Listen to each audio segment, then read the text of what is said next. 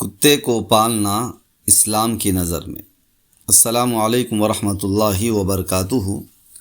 انسان کو اللہ تعالیٰ نے اشرف المخلوقات بنایا اور اسے بہت سی نعمتیں عطا فرمائی ہیں، جن میں ایک اہم نعمت گھر کا سکون اور رحمت الہی کی برکت ہے۔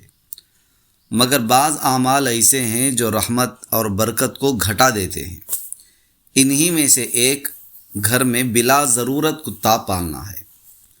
احادیث مبارکہ میں واضح طور پر کتا پالنے سے روکا گیا ہے، سوائے ضرورت کے، جیسے شکار کے لیے، کھیتی باڑی اور جانوروں کی حفاظت کے لیے، سیکیورٹی یا سرحدی حفاظت کے لیے کتا پالنے کی اجازت ہے۔ ان مقاصد کے علاوہ گھر کے اندر کتا پالنا ناجائز اور گناہ کا سبب ہے۔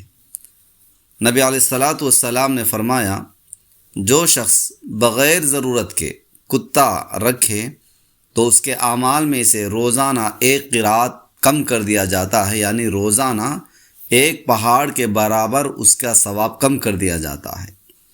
اور دوسری بات فرمایا، فرشتے اس گھر میں داخل نہیں ہوتے جس میں کتا یا تصویر ہو۔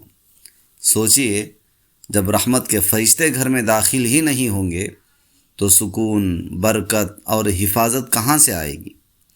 دوسری بات، کتے کا لعاب جھوٹا، ناپاک، نجس ہے۔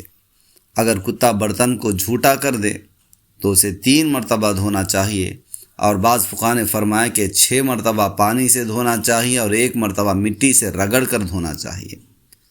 اور کتا گھر کے اندر رہنے سے کپڑے، بستر یا گھر کی چیزیں نجاست سے متاثر ہوتی ہے اور نماز میں رکاوٹ بنتی ہے، شیطانی اثرات بڑھتے ہیں اور بے برکتی چھا جاتی ہے۔ میڈیکل سائنس کا کہنا ہے کہ کتے کے جھوٹے میں ایسے جراثیم ہیں کہ اگر وہ انسان کے زخم یا منہ میں لگ جائے تو اس کا اثر دماغ تک پہنچتا ہے، جو موت یا بیماری کا سبب بن سکتی ہے۔ کتا نہ پالنے کی ایک بڑی حکمت یہ ہے کہ گھر اور عبادت کا ماحول پاکیزہ، صاف ستھرا رہے۔ کتے کو گھر کی زینت سمجھ کر رکھنا، اس پر فخر کرنا، سیر کروانا اور اس کو خاندان کا فرد سمجھنا ایک غیروں کا طریقہ ہے۔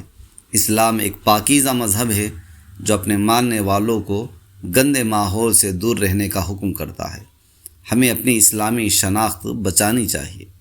اللہ ہمیں دین کی صحیح سمجھ عطا فرمائے، سنت کی پیروی کی توفیق دے اور ہمارے گھروں کو رحمت اور برکت سے بھر دے۔ آمین یا رب العالمین۔ اگر آپ کا کوئی سوال ہو تو کمنٹ باکس میں کریں، انشاءاللہ جواب دیا جائے گا۔ من جانب اشرف حجر ٹراویلز، گنٹور۔